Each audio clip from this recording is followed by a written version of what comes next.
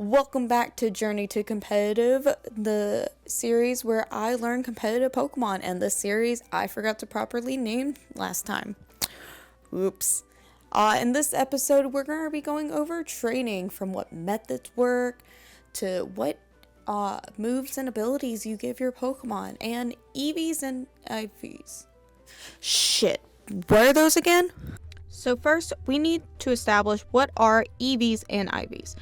EVs are effort values which are earned during battles. EVs are invisible points that help increase stats with certain Pokemon giving out certain EVs. Some examples being Flamingo and Paldean Tauros giving out attack EVs, or Chansey giving out HP EVs. To check this, open your Pokemon summary and click the L button. Then you can... Oh lord, these EVs are terrible. Here, let's look at Z's Charizard that I'm totally not holding hostage. See, so much better. Look at the sparkles. So then, what are IVs?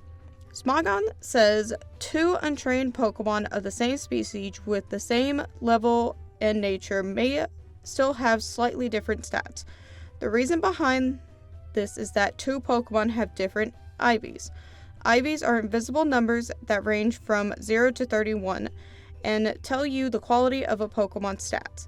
0 means a particular Pokemon stat is the lowest it can be, and 31 means that stat is the highest it can be, and is considered a perfect IV. IVs can't be changed like EVs, but you can breed for them instead. It is possible to get good IVs by breeding the right Pokemon, but it does seem to take a longer to do than with the Scarlet and Violet breeding. Now that I've explained EVs and IVs, what are the training methods? As stated earlier, you can seek out certain Pokemon to increase your EVs, like HP, attack, defense, special defense, and speed. While this does take some time, making sandwiches to increase your encounter power of a certain type helps. For those here who don't know much about Pokemon, sandwiches give you special power. If only that was true in real life.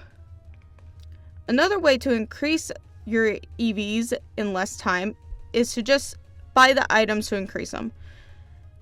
There are items to increase your EVs during battles and items to just straight up increase your EVs. But this costs way too much money, and I'm a college student. You think I can afford this? Hell no! As stated earlier, the best way to get IVs you want on a Pokemon is through breeding, and the best way to do this is to get a Pokemon with the right nature and characteristics you want, as these will affect your IVs you will get. Now, the whole egg group thing being confusing as hell, you should catch a Ditto first, as they can breed with anything. Don't ask me why Pokemon Company did this, I have no clue. After that, catch a Pokemon you want to breed with Ditto. Just remember to make sure their natures and characteristics are right, and boom, you have a Pokemon with some good IVs, and all you gotta do is train them to get those good EV as well. Now, after the whole headache of EVs and IVs, you get to set up your Pokemon with the best moves and abilities. But what are those? Well, my friend gave me a website that has information on the current regulation. Don't worry, we'll go over that next time. But if you click on the website and go under whatever regulation you want to go under, you can look at the team and you can look at certain Pokemon from those teams. From here, you can look at what are the best moves for a certain Pokemon. For example, let's look at Whimsicott, because who doesn't like this little guy? Hey, why is Whimsicott in my chair? Anyway, we can ignore these Terra types and items, as we're going to look at those later. But as you can see, the best ability for Whimsicott is Prankster, which increases its priority of status moves by 1.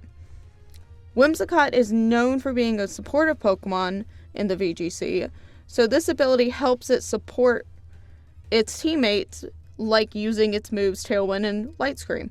This website is super helpful, and we're going to look more into that next time. So moving forward, I'm going to be sticking with EV training through battles and doing a little bit of IV breeding, but both are pretty time consuming. And of course, I'm going to be looking into Pokemon individually, as next episode we are going to be picking out our team members. If you have any suggestions, feel free to leave a comment. And until next week, I'll see y'all then. Bye!